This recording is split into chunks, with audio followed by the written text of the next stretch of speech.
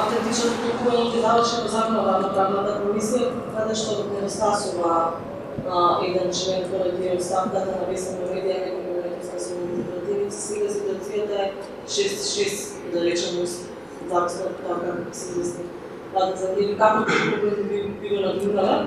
И второ, дали ова поднесување на автентично толкување знеќе ситуацијата во законодавна правната комисија и можност да се доброчи, ние обите се одлежат изборите. Кога зборуваме за заобиколување на правдата и работење против правдата, правната држава од страна на ВМРО-ДПМН, кога зборуваме за обиди за амнестија на криминалите и за криминалците во редовите на ВМРО-ДПМН, мислиме токму на тоа. Ова е шанса, кога повикувам, не ги повикувам само пратениците на СДСМ и коалицијата, ги повикувам пратениците на ВМРО-ДПМН, исто така. Да навистина покажеме дека сме за правда. Ајде што ги злоупотребува соодносите во рамките на комисиите. Еве сега да покажеме заедништво, да покажеме сила. Граѓаните бараат правда и правичност. Граѓаните се незадоволни. Кога зборуваме дека ако го тргнавме груевизмот од извршната власт, од локалната власт, а за жал, заради структурите инсталирани директно од Никола Груевски и ВМРО-ДПМН во правосудството кое што всушност треба да биде независно, мислам токму на тоа. Еве шанса за сите нас овде во собранието да навистина го одработиме она за што сме гласани и навистина за што постоиме како институција пратеник, како институција собрание. Да покажеме дека сме на страна на правдата и дека правда мора да има. Одговорност мора да има.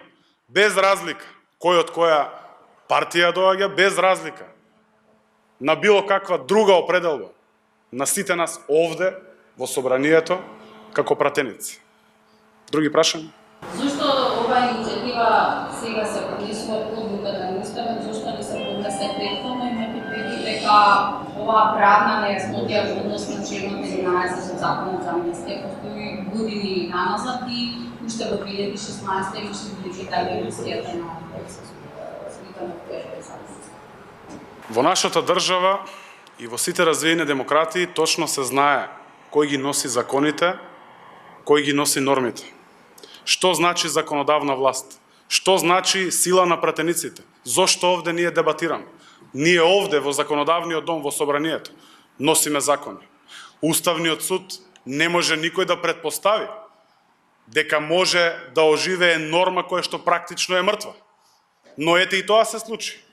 Токму заради тоа ние повикуваме и антикорупцијска комисија да поведе веднаш постапки против сите суди и обвинители без исклучок за потеклото на имот. Затоа што навистина веруваме дека постојат внатре инсталации кои што на секој можен начин се обидуваат да ја заобиколат правдата. Исклучиво за интересите и целите на ВМРО-ДПМН.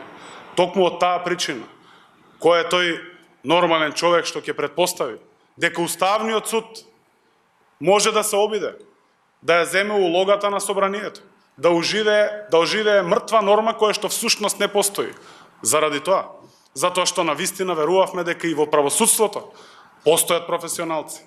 Но за жал, веројатно е дека надвладуваат и тие сили и тие инсталации внатре, кои што на секој можен начин се обидуваат да го амнестираат Груевски, неговите соработници, да ги амнестираат криминалите на ВМРО-ДПМН. Епа еве уште еднаш ќе им порачам.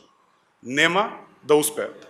Ќе направиме се што демократијата за која што се залагаме, не декларативно, туку вистински, суштински. Со тие алатки нема да дозволиме никој да побегне од одговорности и од правдата во оваа држава, без разлика од која партија доаѓа. Сведоци сме дека изборите на лидерската средба се договорени на 12 април и од тој договор нема поместување.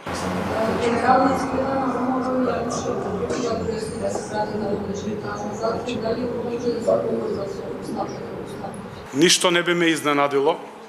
Знам дека вчера генералниот секретар на ВМРО-ДПМН Игор Јанушев го повика Никола Груевски да се врати во државата, да денеска Уставниот суд ја отвора иницијативата за аболицијата од Ѓорги Иванов за случаите поврзани со специјалното јавно обвинителство. Еве уште еден апел до Уставниот суд во име на транспарентност и во име на правдата, нека се изјаснат кој е тој што е поднел иницијативата, зошто тоа да не го знае. Секако дека јас сметам дека има поврзаност. За жал, тоа е моја лична констатација, но мислам дека има поврзаност.